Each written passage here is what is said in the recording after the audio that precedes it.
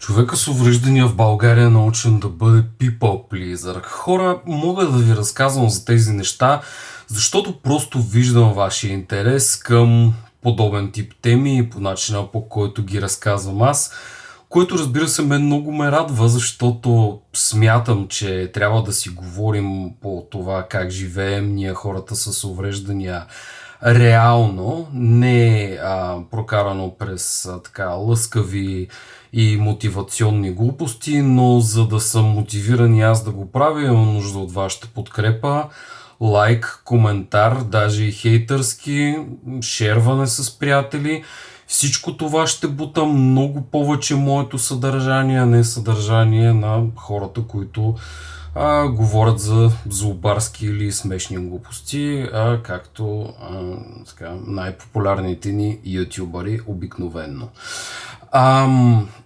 Та, като незрящ човек, който има доста активен начин на живот, ми е направило впечатление, че хората, които са също така незрящи, или са с други увреждания, но са функционирали предимно в България и в българска среда, айде така да го сложим най-просто казано, се опитват да не ви разочароват. Тоест, те, понеже не общуват по принцип с особено много хора без увреждания, всяко едно внимание от човек без увреждания е много по-ценно от всяко внимание от хора без увреждане. Сега много хора ще ми скочат и ще ми кажат: ма ти не може така от вас, нали, това да идва така.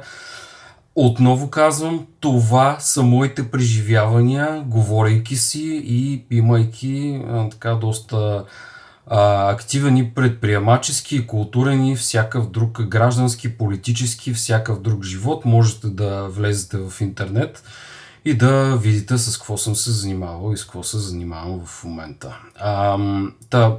Първото е че хората с увреждания в България са научени да бъдат people pleaser. Защото интеракцията им с вас, хората без увреждания, е много по-важна, отколкото техния комфорт, тяхното оптимално функциониране, тяхната безопасност понякога. Правило ми е впечатление, че понеже аз съм психолог по образование, помагал съм на доста неща, работил съм за международни организации като ООН и по-специално УНИЦЕФ най-вече. Работил съм в корпоративна среда и ми прави впечатление, че доста често, понеже съм и от Пловдив, повечето проактивни, активни и така нататък хора са или от София, или са от Пловдив, но нямат проблем да пътуват често до София, просто защото са без увреждания. Или има кой да ги кара. Нито едно от тези неща не съм аз. И като цяло, аз имам една лична граница. На мен не ми харесва особено много да пътувам. Не ме разбирайте погрешно, море в Италия да, море в Гърция да, на планина в Австрия, Германия и Швейцария да, но ежедневни разкарваници от Пловдив до София, от София до Пловдив категорично не. Разкарваници за 15-минутна срещичка, която е можело да бъде онлайн, категорично не. Срещички, които могат да са 2 по половин час в Zoom, защото на вас ще ви бъде по-комфортно и срещата на живо е по-различна и носи по-различна енергия и просто си абсолютно друго човек. Тя е по-различна за вас. Хората, които виждате, хората, които получавате визуална информация по абсолютно различен начин от начина, по който е ние да си стоим в къщи и да си вършим работата онлайн. Вие сте ми причинили 2 часа шумно пътуване, защото в каквото и да пътуваш по магистрала Тракия е шумно. Причинили сте ми навигация из София или из Пловдив. Аз съм си от Пловдив, но ако ме накарате, бидейки в София, да се прибера в Пловдив, ми е еднакво дискомфортно и да се прибера до Пловдив за някаква безумна кратка срещичка, която е била, можело да бъде онлайн, така че все тая, дали говорим за от Пловдив в София или от София в Пловдив. И това е стрес, който вие не можете да ми платите обратно с нищо. Тоест, нищо, идвайки във вашия офис, в кафенето, което вие харесвате, във вашия дом, във вашето нещо, не ми носи никакъв плюс. Никакъв плюс.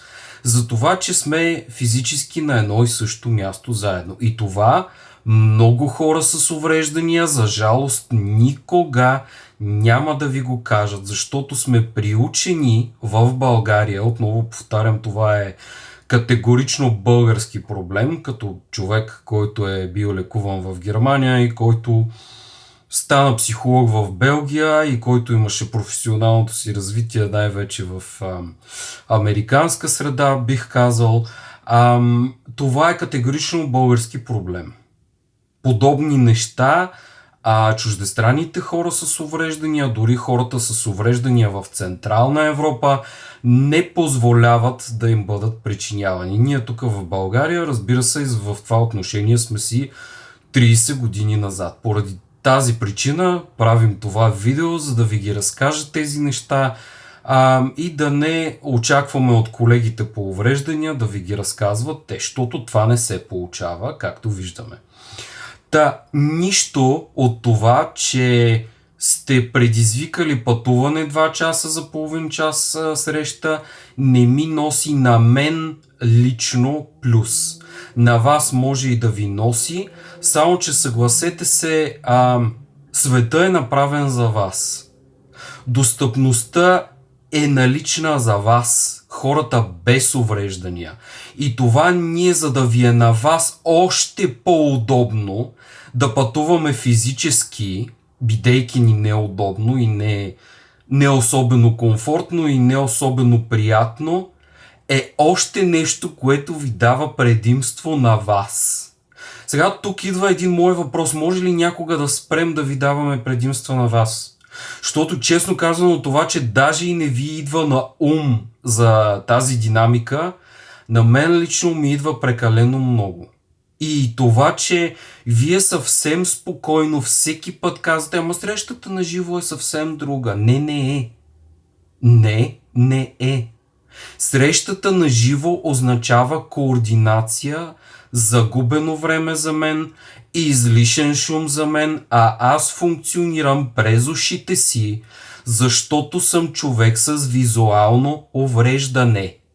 И днес 2 часа пътуване из България, след това половин час навигация из София, защото и не се сещате да идвате да ме вземете, като се оговорим за срещи някъде или за събития някъде, или Дидо, ще дойдеш ли някъде, нали, много ще е хубаво събитието. Чудесно, че ще е хубаво събитието, само че ме караш да идвам в събитие, което е в 7 часа вечерта, ще приключи в 9. Това означава, че не мога да си хвана транспорт обратно в Пловдив. Това означава, че трябва да спя някъде в София, което ти не е нещо, което ми предлагаш. И като цяло ми е доста и финансово предизвикателно да ти дойда на събитията, честно казано.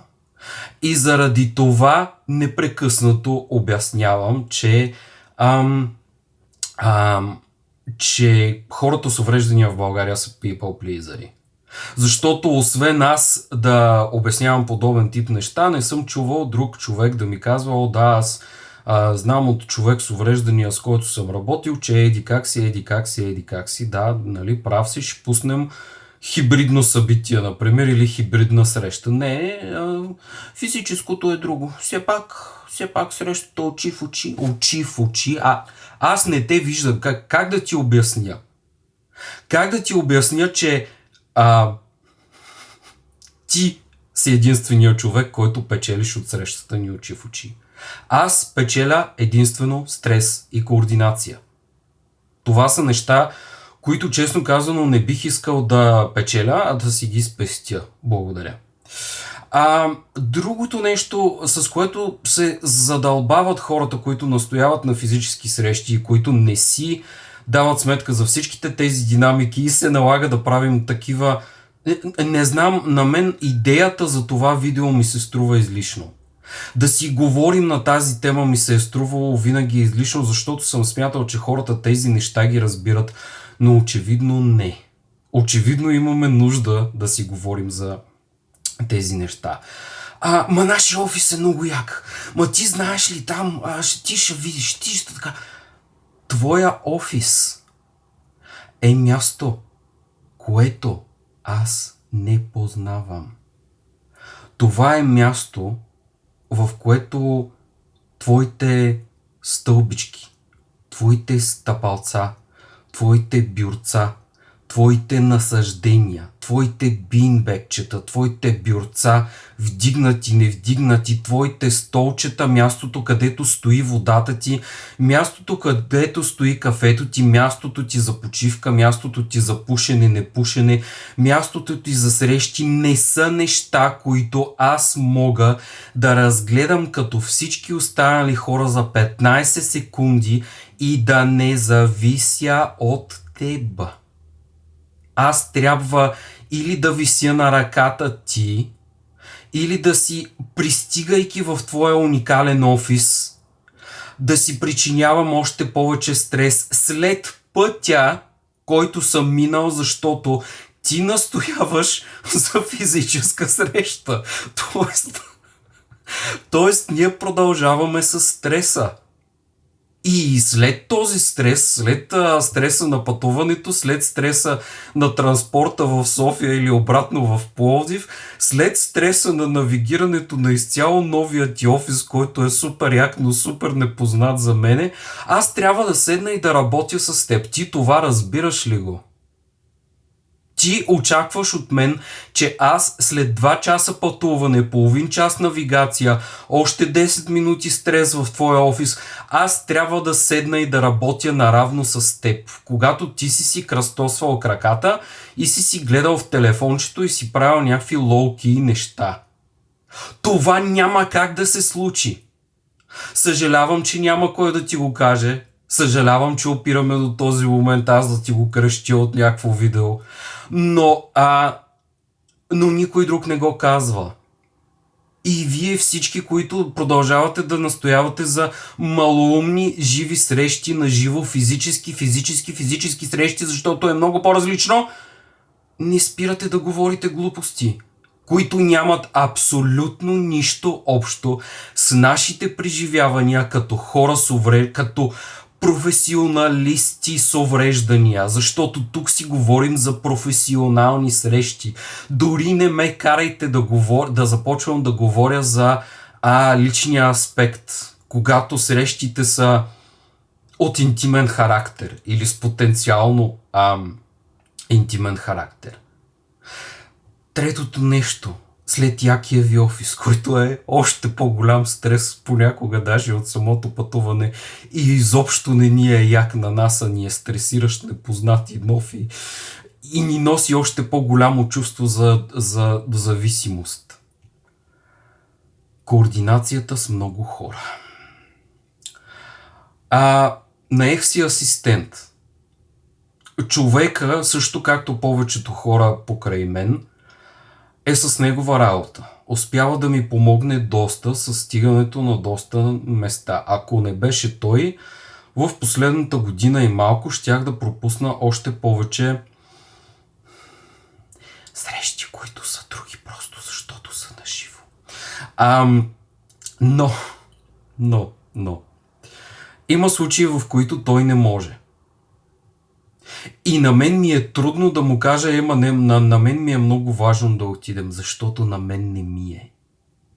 Защото на мен на първо място ми е стоял на среща човек, който не си дава сметка какъв стрес ми е на мен пътуването, навигирането в много якия му офис и очакването, че аз мога да работя и да си загубя 2 часа път към София, 2 часа път към Пловдив и да съм изключително доволен от живата ми среща, която е отново с хора, които аз не виждам и не ми носи никаква допълнителна информация това, че съм си причинил допълнителния стрес да бъда физически заедно в едно и също помещение. Хора, чувствам се изключително глупаво, говорейки ги тези неща. Намирайки се в едно и също помещение, визуално, физически с тях. Аз трябва да се разбера с този човек. Или ако той не може, аз трябва да си купя билет.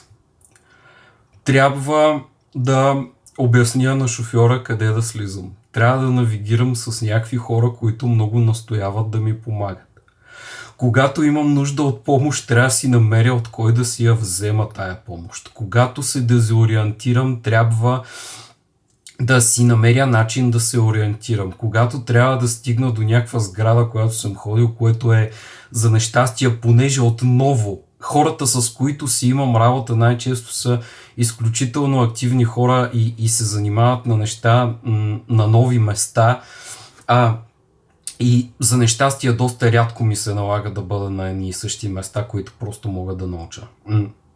И за нещастие още по-рядко мога да се сърдя на хората, че не ме очакват да ме доведат до това конкретно място.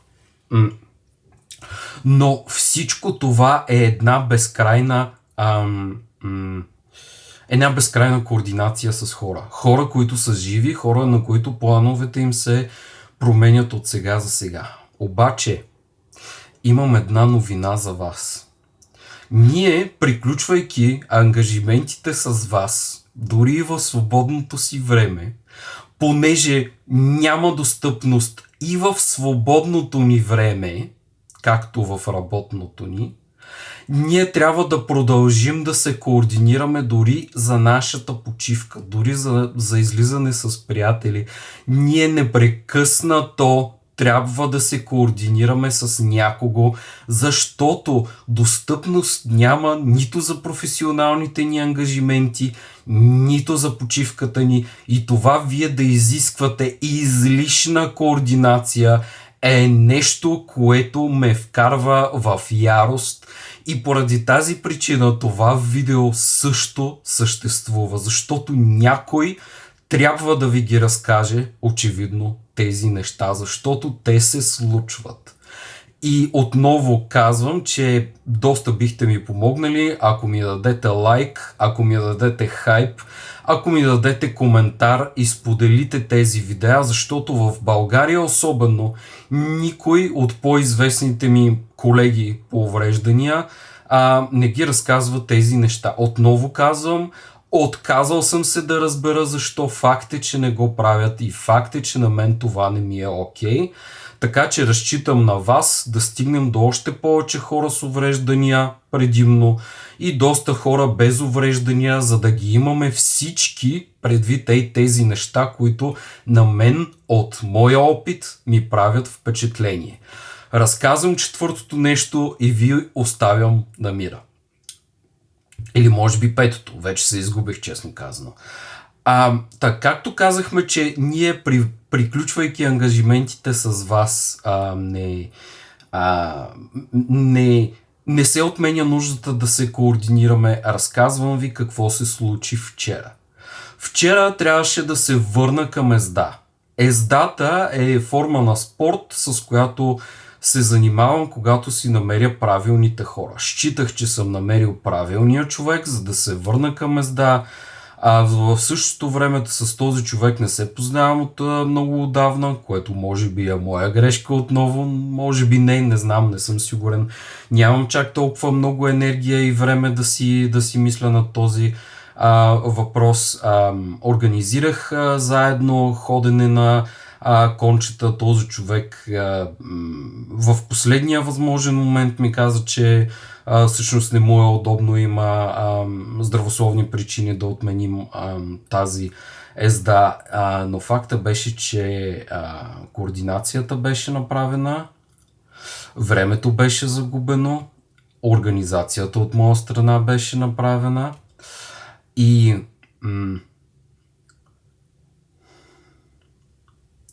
това, което няма да ви кажат колегите по увреждания е, че ние тайничко се опитваме да правим все повече и повече неща сами. Така че да не зависим от вас. И следващия път, когато се опитам да координирам нещо свързано с моята почивка, защото в момента работя два лично мои бизнеса и нивото на стрес, през което минаваме, е огромно. И наистина имам нужда от качествена почивка и от качествени занимания по време на моята почивка, точно защото съм и предприемач с два отделни, с нищо свързани бизнеса. И двата са мои, и двата са сравнително прохождащи. И съм човек с увреждания, които, както ви казах, носят още напрежение и още товар. Следващия път, когато си харесам нещо за правене в свободното време, много ще се замисля дали изобщо да зависи от някого.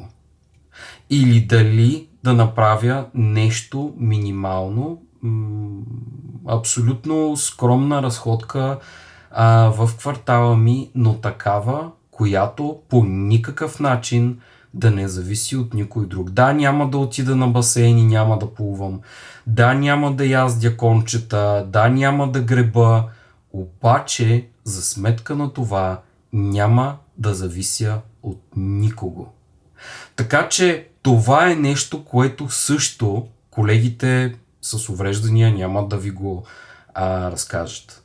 Че понеже ние непрекъснато плащаме цената на отделено повече време за координация, отделено повече време да разберем дали наистина там има някаква достъпност на това място, където отиваме или да си почиваме, или да прекараме свободно време, или да работим, или да се срещнем, или каквото и да е, ние слагаме допълнително време в това да си говорим с хора, да провеждаме консултации, да се координираме с това, кой ще ни закара, кой ще ни води, кой.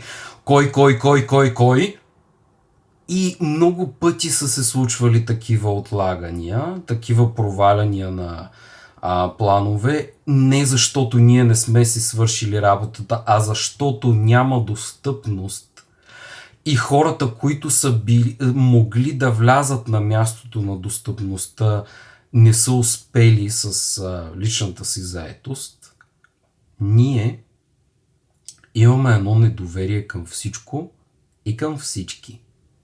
И това доверие с годините, в момента съм на 33, това недоверие с годините единствено расте с напрегността с напрежението в живота и с развитието на различните ни роли се увеличава.